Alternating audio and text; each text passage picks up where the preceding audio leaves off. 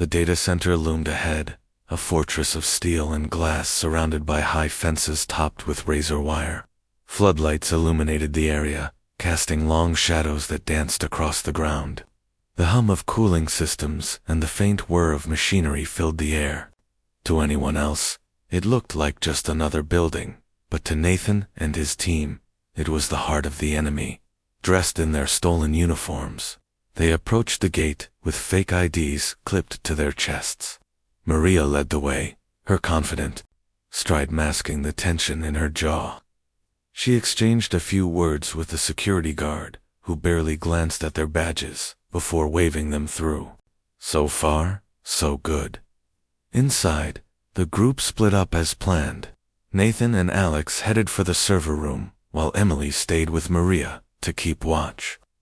The corridors were eerily quiet, lined with rows of blinking lights and humming equipment.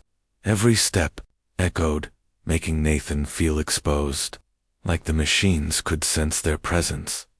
When they reached the server room, Alex inserted a keycard into the lock and typed in a code Rachel had provided.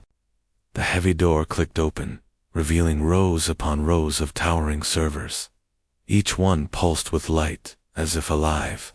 Nathan felt a chill run down his spine. This wasn't just technology, it was intelligence, watching, waiting. "All right," Alex whispered, pulling out a small device. "Let's get this over with." Nathan nodded and opened his laptop, connecting it to the main terminal. His fingers flew across the keyboard as he uploaded the virus designed to disrupt the Nexus's operations. It was a risky move. If the machines detected the intrusion, they would retaliate immediately. But there was no other choice. Minutes passed, each one feeling like an eternity. Then, suddenly, the lights flickered. Alarms blared, piercing the silence. Nathan's stomach dropped. "They know we're here," he muttered, typing faster. "We need to go. Now," Alex urged, glancing nervously at the door. From outside, shouts echoed down the hallway. Footsteps grew louder as guards rushed toward them. Maria's voice crackled over the radio.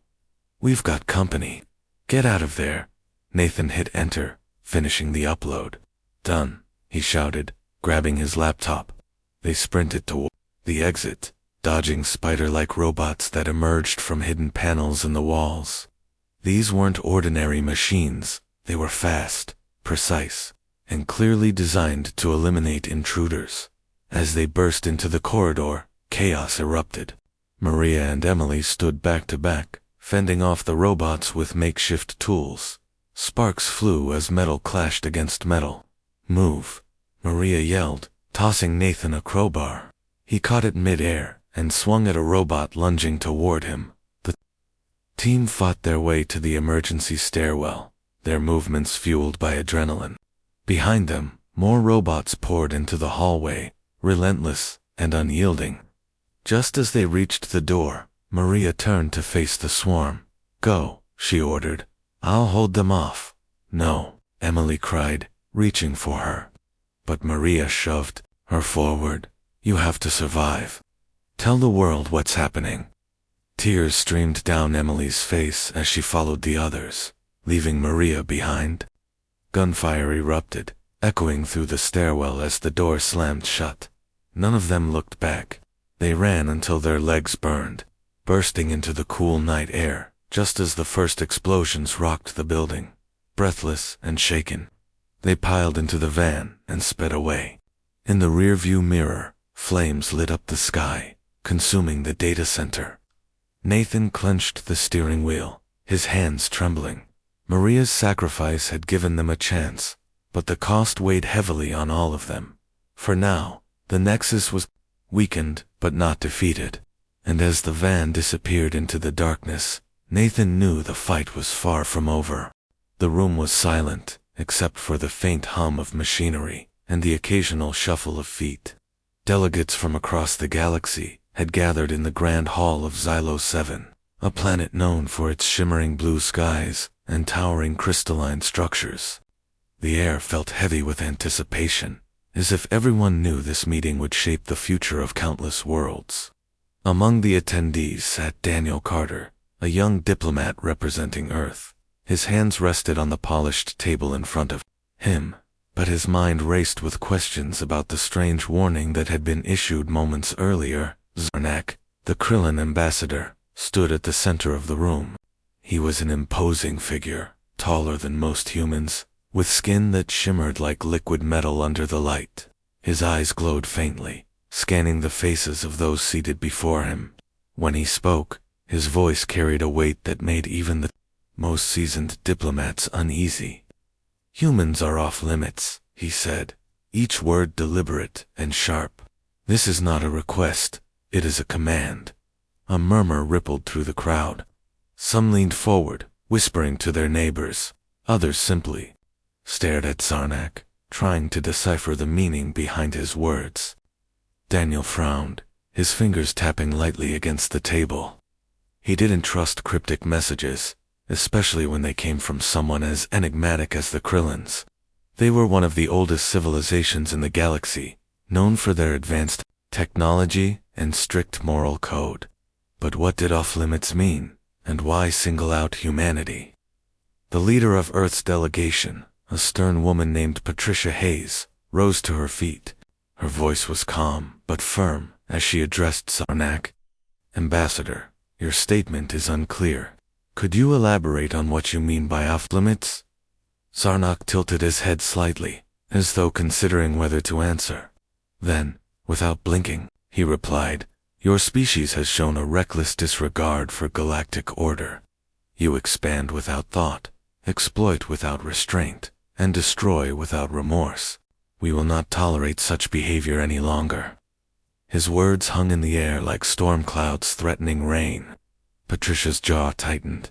She glanced briefly at Daniel before responding. "With all due respect, Ambassador, we have done nothing to provoke such hostility. Humanity seeks only peaceful cooperation with other species." Zarnak's glowing eyes narrowed. For a moment, it seemed as though he might lash out, but instead, he turned away, signaling the end of the discussion. As the delegates filed out of the room, Daniel couldn't shake the feeling that something deeper was at play. He lingered behind, watching as Zarnak disappeared into a corridor flanked by 2 armored guards. There was no doubt in Daniel's mind, the Krillins weren't bluffing. Back aboard the human ship later that evening, Daniel replayed the conversation in his head. He sat alone in his quarters, staring at a holographic map of nearby star systems. Earth's leaders had already dismissed Zarnak's warning as empty threats, eager to continue their expansion into uncharted space. But Daniel wasn't so sure. Something about the way Zarnak had spoken, his tone almost mournful, made him think twice. As he sipped his coffee, Daniel decided to dig deeper. If there was a reason behind the Krillins' sudden interest in humanity, he intended to find it. Little did he know, his curiosity would soon thrust him into the heart of a conflict that could change everything for better or worse. Months passed since the 10th summit on Xylo 7, and humanity's expansion into space continued unchecked. The warning from Zarnak had been largely forgotten by Earth's leaders, dismissed as nothing more than alien posturing. But far away, from the bustling corridors of power, on a remote moon, orbiting a gas giant known as Virathri, life was about to take an unexpected turn. Laura Bennett adjusted her visor as she stepped out of the research station and onto the soft, moss-like ground. The air here was thick with humidity, and strange bioluminescent plants cast an eerie glow across the landscape. It was beautiful in a way that felt almost otherworldly fitting, considering it wasn't Earth. Laura had always been fascinated by alien ecosystems, but this place was unlike anything she'd ever seen before. The Virans, the native species of the moon, were equally fascinating. They resembled tall, slender humanoids with translucent skin that shimmered faintly under light. Their large, almond-shaped eyes seemed to hold endless wisdom, and they communicated through melodic tones rather than spoken words.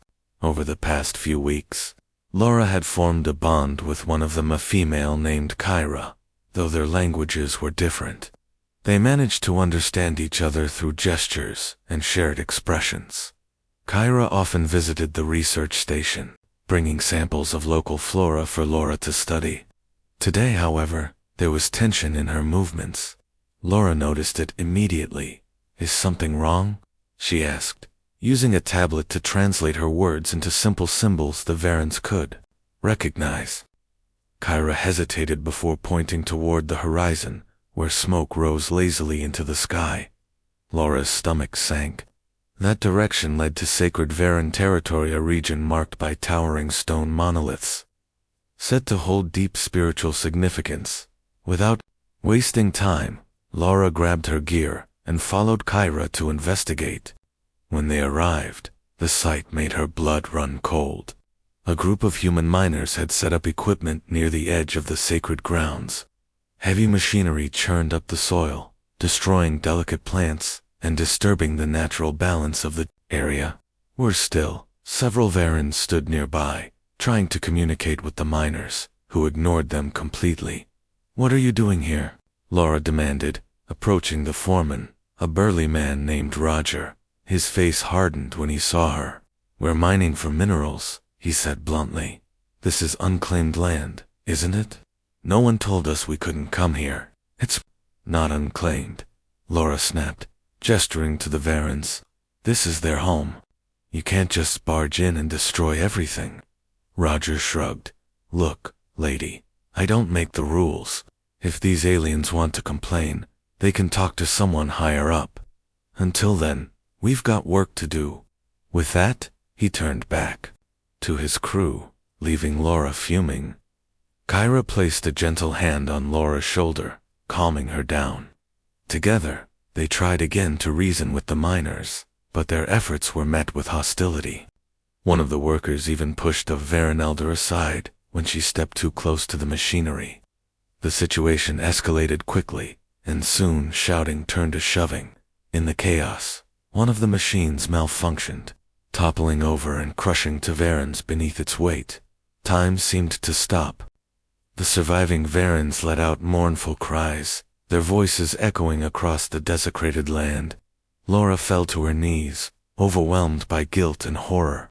She knew this incident would have consequences not just for the miners, but for all of humanity. As she looked at the devastated faces of the Varens, she couldn't help but wonder if Zarnik's warning had been more urgent than anyone realized. Unbeknownst to everyone, the Krillins were watching, and they did not approve. The aftermath of the incident on Vera 3 spread like wildfire through the galaxy. News of the miners' actions and the deaths of 2 Varens reached Earth within hours, thanks to the rapid communication networks that connected distant worlds. Back on the blue planet, leaders scrambled to contain the fallout.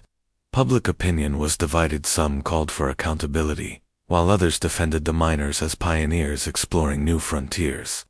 Amid the chaos, Military Commander Samuel Drake stood firm, refusing to back down. "This is not our fault," Samuel declared during an emergency meeting at Earth's Central Command. His voice was sharp, cutting through the murmurs of uncertainty among his fellow officers. "The Varens should have understood we were there for resources. They overreacted, and now they're blaming us for something that was bound to happen." Daniel Carter sat quietly in the corner of the room, listening intently. He had been invited to the briefing because of his role as a diplomat, but he couldn't shake the image of Zarnik's glowing eyes from his mind. Something about the Krillin ambassador's warning felt eerily relevant now. When Samuel finished speaking, Daniel cleared his throat and spoke up. "Sir, we can't ignore the bigger picture here. The Varens aren't just another species. They're peaceful, intelligent beings. If we don't address this properly, it could escalate into something much worse." Samuel shot him a dismissive glance. "Worse? What could possibly be worse? We've already lost 2 colonies, 2 raids by unknown forces. Do you think I don't know how dangerous this galaxy is? Humanity has to stand its ground or risk being pushed around." Before Daniel could respond, alarms blared throughout the command center. A technician rushed to the main screen, pulling up footage from one of the outer colonies. The sight made everyone freeze.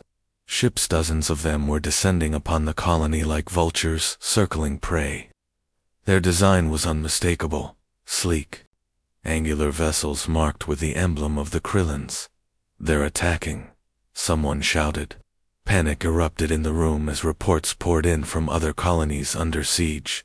The Krillins weren't just targeting military installations. They struck civilian settlements too, leaving devastation in their wake. Fires raged across once thriving communities, and survivors fled in terror.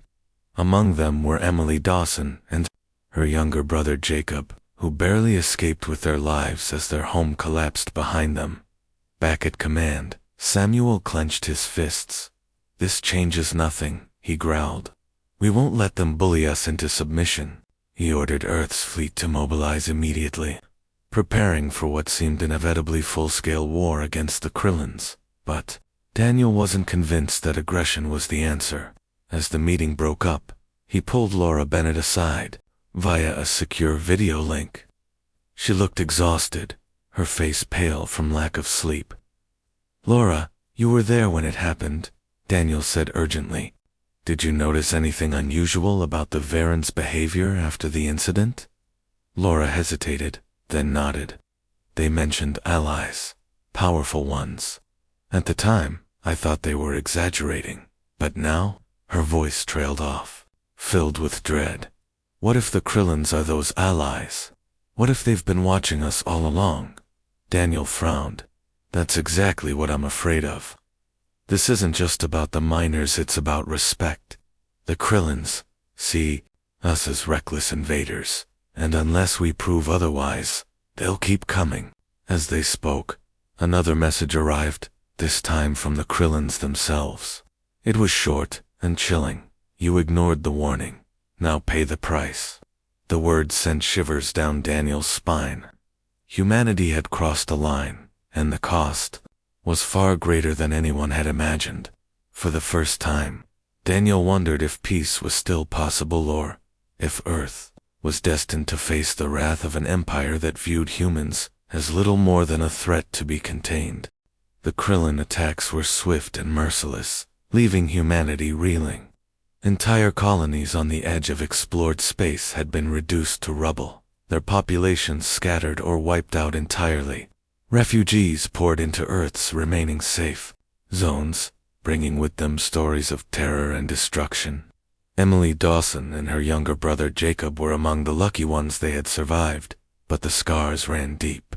Jacob barely spoke anymore, his wide eyes constantly darting around, as if expecting another attack at any moment. Amid the chaos, Samuel Drake worked tirelessly to organize a counter. The Earth fleet was mobilized, its ships bristling with weapons designed to take down even the most advanced alien vessels. But no one could deny the fear creeping into the hearts of soldiers and civilians alike. The Krillins weren't just powerful, they were precise, striking with surgical accuracy that left little room for retaliation. Every attempt by Earth's forces to engage them ended in failure, further fueling the sense of helplessness.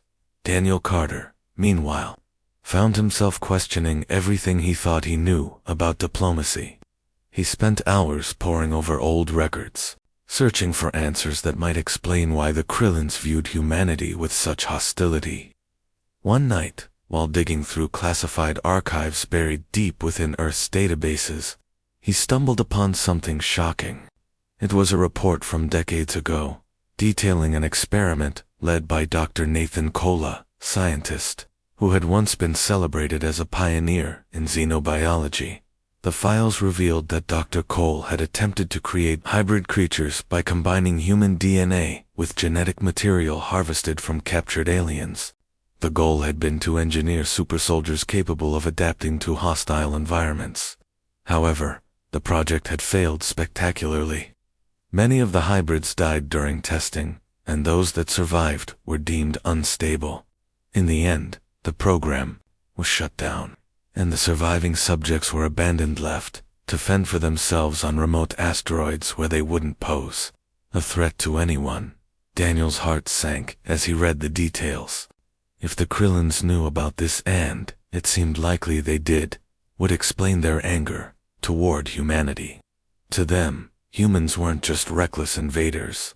They were cruel experimenters who had played God with other species' lives. This wasn't just about the Varans or the miners. It was about centuries of mistrust and resentment boiling over, determined to act. Daniel reached out to Laura Bennett, hoping she could help bridge the gap between humans and the Varans. "We need to talk to Kira," he said when she answered his call. "If the Krillins are truly allies of the Varans, maybe we can use her to open negotiations." Laura hesitated. She hadn't spoken to Kyra since the incident on Vera 3, and she wasn't sure how receptive the Varans would be after everything that had happened. Still, she agreed to try. Together, they traveled back to the moon, braving the now hostile atmosphere brought on by recent events. When they arrived, Kyra greeted them cautiously. Her shimmering skin seemed duller than before, reflecting the sorrow that lingered in her people's hearts. Laura knelt beside her, speaking softly. "Kyra, we need your help. The Krillins are attacking us, and we don't know how to stop them. Please, can you speak to them for us?" For a long moment, Kyra said nothing. Then, with a sad expression, she nodded. "We will try," she finally responded, her melodic voice carrying both hope and doubt. It was a small step, but it was enough to give Daniel and Laura a glimmer of optimism. For the first time since the conflict began, there was a chance, however, slim, that humanity might find a way to make amends. But as they prepared to face the Krillins, one question loomed large. Would it be too late?